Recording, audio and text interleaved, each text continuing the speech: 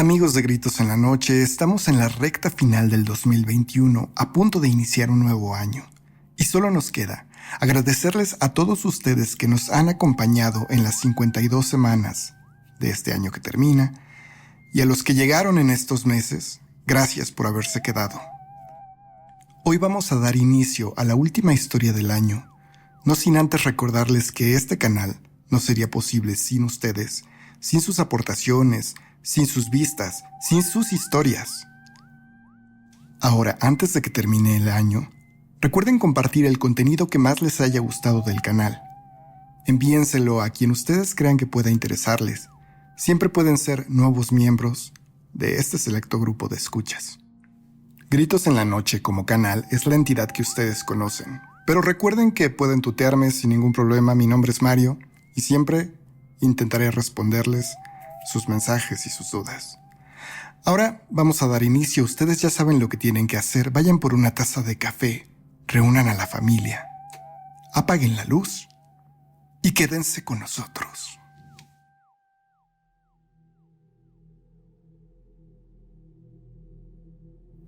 Buenas noches. Son incluso menos de 5 los canales de historias de terror que acostumbro escuchar. Y por fortuna, recientemente los encontré a ustedes y de inmediato han entrado en este pequeño grupo.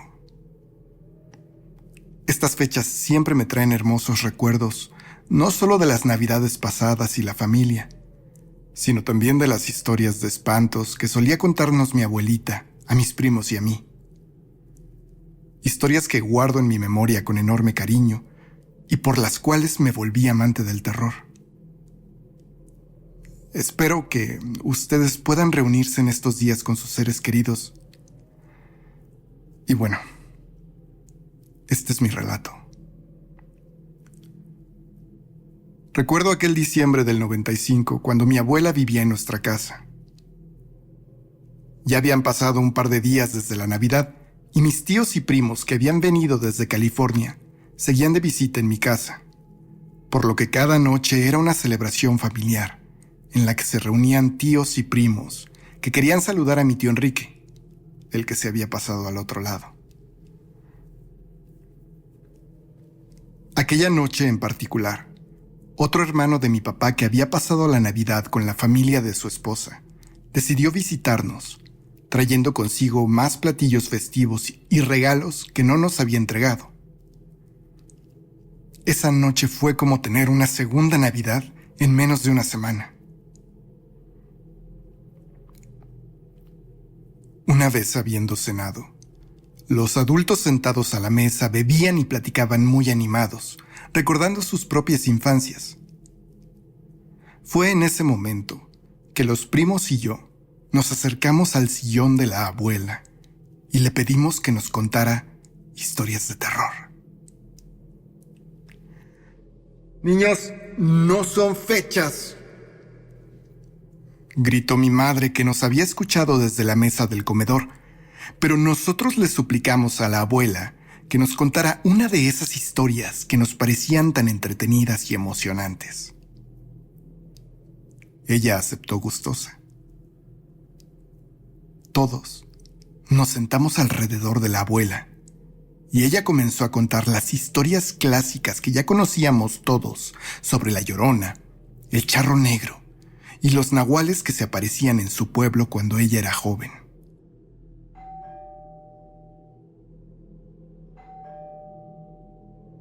Llamaron a la puerta. El frío de aquellas fechas se sentía con fuerza en esos días. Mi padre, al levantarse de su lugar, tomó su chamarra y se encaminó a ver quién llamaba a nuestro timbre. Después de todo, ya pasaban de las 10 de la noche y siempre una visita a esas horas era bastante rara. ¿Quién podría haber sido? Desde la ventana, mis primos, mi abuela y yo podíamos ver la silueta de una persona de pie en la puerta de la reja, pero no lográbamos distinguir quién era, ya que esta figura estaba casi en su totalidad cubierta por la sombra de un arco de bugambilias que se formaba ahí. Mi padre salió al patio y nosotros desde dentro lo vimos pararse frente a la reja, prácticamente frente a esa persona, para después volver al interior.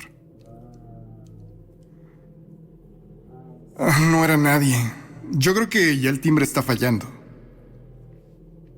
dijo mi papá mientras volvía a quitarse su chamarra para volver a la plática con sus hermanos. La abuela entonces lo detuvo haciéndole una seña con la mano y mi papá se acercó a ella. No, Ramón. Ahí está. Mira. Y señalando hacia la ventana, la abuela hizo que mi papá volteara hacia la reja desde aquel punto en el que nosotros estábamos. Recuerdo la expresión de sorpresa de mi padre, quien con pasos grandes y firmes volvió a abrir la puerta de la casa, salió al patio y al pararse frente a la puerta de la reja, volteó en todas direcciones. Abrió entonces la reja y salió a la calle volviendo en unos pocos segundos. Cuando volvió a entrar a la casa y mientras revisaba una vez más por la ventana, dijo un poco confundido que afuera no había nadie. Aquella figura que habíamos visto parecía haberse desvanecido. Tal vez fue con la confusión y con mi papá entrando y saliendo de la casa. Pero es cierto que perdimos de vista a esa persona cubierta por sombras, que al parecer se había evaporado sin dejar rastro. Mi papá volvió a la mesa y tomando su trago, pretendió olvidar el extraño momento que había pasado. La abuela, poniéndose un poco más seria, nos dijo: mis niños, no vayan a salir solos al patio en estos días cuando sea ya de noche, y no hablen con nadie que no conozcan. Tras estas palabras, todos nos volvimos a acomodar alrededor de ella, preguntándole por qué decía eso. La abuela solamente respondió que le había venido un recuerdo de algo que había pasado cuando era niña. Y que, bueno, que era mejor cuidarnos.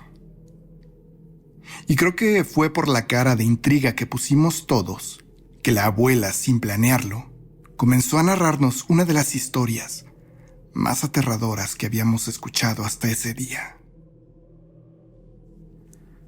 Fue por los años 40, en el pueblo de Guanajuato de donde ella era originaria. Por aquellos años, la Navidad, al menos en esos lugares, se celebraba de forma muy diferente. No eran las Navidades de Santa Claus y los regalos. Eran las Navidades tradicionales mexicanas del Niñito Jesús y las posadas. Las familias se reunían para cenar y convivir, claro, pero solamente después de haber ido a misa y haber arrullado al niño Dios. Las cenas no eran de pavos ni piernas, sino de tamales, pozole, buñuelos, dulces tradicionales y ponche. Y fue justo en una de esas noches que todo comenzó.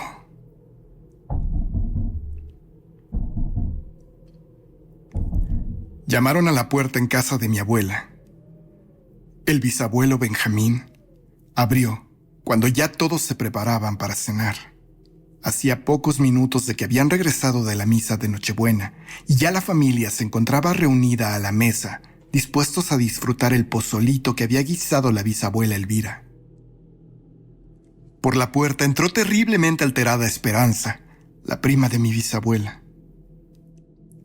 «Elvirita», alcanzó a gritar la tía Esperanza antes de parecer perder la fuerza en sus rodillas. La bisabuela fue rápidamente a su encuentro. Ambas mujeres hablaban, pero mi abuela no podía escuchar lo que decían. Entonces la bisabuela hizo una seña con la mano para que sus hermanas, Chucha y Angelina, se acercaran. «Benjamín, dijo la bisabuela llamando a su esposo. «Vete con el esposo de Angelina a buscar al padre. Tráelo cuanto antes. Pero vete con mucho cuidado. Váyanse por las calles más iluminadas y en la carretera, nomás encomiéndate a Dios», le dijo mi bisabuela a mi bisabuelo, mientras le entregaba en la mano un par de escapularios benditos. Ambos hombres tomaron las bicicletas y emprendieron su camino. El padre, que oficiaba misa en el pueblo, atendía otras 2 poblaciones cercanas y vivía en una casa comprada por la iglesia, en un poblado un poco más alejado. Después de haber terminado la misa ese día en aquella comunidad, el padre había salido rápidamente hacia su siguiente parada, transportado en una camioneta de un habitante de la región. La tía Esperanza seguía nerviosa, sin poder tranquilizarse completamente. «Ya regresó Elvirita. Ya regresó. Yo la vi. ¿Qué vamos a hacer, Elvirita? ¿Qué vamos a hacer?». Era lo que no dejaba de repetir la tía Esperanza, ahí frente a toda la familia, ahora sin importarle quién escuchara. Aunque la bisabuela, con esa forma tan dura que tenía para hablar, seguía repitiéndole que se callara. La bisabuela entonces mandó a todos los niños al patio a partir las piñatas, escoltados por uno de sus cuñados y por sus sobrinas más grandes. Les encargó encarecidamente y con mucha angustia no perder de vista a ninguno de los pequeños. Y así lo hicieron. Contaba la abuela que en un ambiente extremadamente enrarecido, ella, sus hermanos y sus primos hicieron la tradicional posada, rompieron las piñatas y finalmente volvieron al interior de la casa, donde la tía Esperanza ya parecía más calmada, aunque ocultaba su ansiedad, bebiendo constantemente de su taza de té. «Elvira, no está el padre. No aparece y no ha llegado al otro pueblo.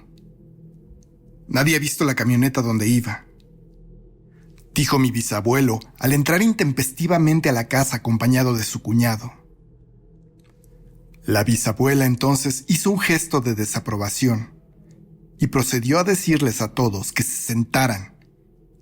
Y molesta, más que asustada, comenzó a recitarles una serie de reglas que se acatarían los días siguientes, sin importar qué ocurriera. A ver, niños, nadie, pero escúchenme bien, nadie puede salir solo apenas empiece a oscurecer. No pueden estar en la calle cuando ya haya anochecido. Y si ustedes ven a alguno de sus hermanos o sus primos rompiendo estas reglas, díganle a sus papás. Ellos sabrán qué hacer. La abuela entonces les dio la espalda a todos y continuó diciendo: «La Navidad es cuando nació el niñito Jesús y es una fiesta bendita donde la bondad llega a nuestros corazones. Pero es justo por eso que, en estas fiestas, el maligno envía a sus mejores secuaces para perturbar y llevarse a las almas buenas». Y tras un momento de silencio, la abuela volteó a ver a su prima y le pidió que les contara a todos lo que había ocurrido. Después de todo, era muy importante que todos supieran lo que andaba ahí, en la noche, rondando las calles del pueblo. La tía Esperanza, notablemente alterada, comenzó a narrar lo que había visto apenas unas horas antes. Siendo muy apegada a la iglesia, la tía Esperanza tenía las llaves del templo. Ella se hacía cargo de la limpieza y siempre, después de una misa, Era la última en salir de ahí, habiendo recogido todo y dejándolo listo para el siguiente servicio. Pues bien, aquella noche, como muchas otras, después de la misa de Navidad, la tía Esperanza despidió a toda la gente. Se encargó de limpiar un poco y guardar perfectamente todos los artículos eclesiásticos. Su última tarea era salir y apagar los cirios en el jardín, al frente del templo. Aquel año, unos artesanos les habían regalado unas figuras enormes de papel maché representando el misterio del nacimiento del Señor, y habían sido colocados en el pequeño jardín frente a la iglesia para que todos los admiraran. En las 4 esquinas de ese espacio, 4 enormes cirios se habían encendido, y como la noche era calma, el viento no los había apagado. La tía Esperanza dio un vistazo por el portón y al ver que aún seguían encendidos, tomó sus llaves, cerró el templo y fue apagando uno a uno los cirios. Pero al extinguir la flama del último, justo al quedar sin fuego, pudo percibir algo inusual. Detrás de la figura de la Virgen María había algo. Parecía un bulto negro, no muy grande, que en primera instancia la tía Esperanza pensó que era basura que irrespetuosamente alguien había dejado ahí. Pero entonces, al enfocar más la vista a esa cosa, notó que se movió. Justo en ese momento, el niño Jesús de aquel nacimiento enorme se resquebrajó. Y de detrás de la figura de la Virgen María, esa cosa se movió más y salió caminando, pero lo que salió de ahí, por supuesto, no era una bolsa de basura y no era ni un hombre ni una mujer, sino un enorme cerdo, color negro, que era mucho más grande que el bulto inicial. ¡Ave María Purísima!, dijo la tía Esperanza mientras nerviosa se persignaba con la mano temblorosa. Aquel cerdo comenzó a chillar, pero pronto aquellos chillidos se convirtieron en risas.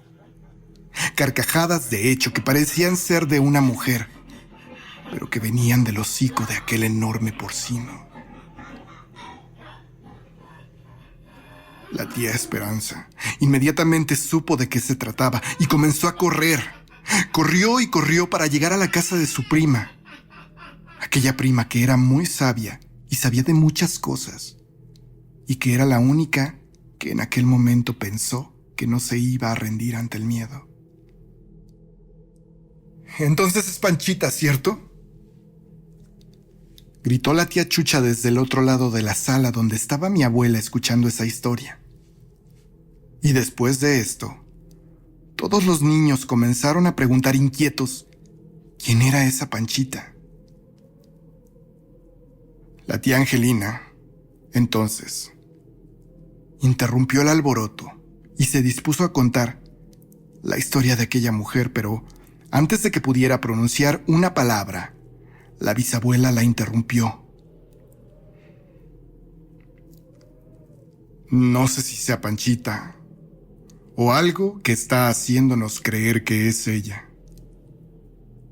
De cualquier modo, cualquiera de las dos opciones representan malas noticias para este pueblo. Cuéntales, Angelina. Mejor que sepan lo que pasó». Y entonces la tía Angelina, dando un gran suspiro, volvió a acomodarse en su lugar y comenzó a hablarnos de Panchita, una mujer que había vivido en el pueblo cuando la bisabuela y sus hermanas eran niñas. Panchita había muerto ahí víctima de la ignorancia, de los rumores y los prejuicios. Pero hoy estaba enterrada en algún lugar desconocido del monte, donde parecía no encontrar descanso. Todos los adultos en el pueblo conocían su historia, pero preferían no nombrarla, ya que siempre se dijo que volvería. Regresaría en forma de cerdo, como esos que criaba su marido, o tal vez como su marido mismo lo fue. Regresaría para que todo aquello que se dijo de ella se hiciera verdad. Regresaría finalmente para tomar venganza del pueblo y de los que la habían hecho sufrir.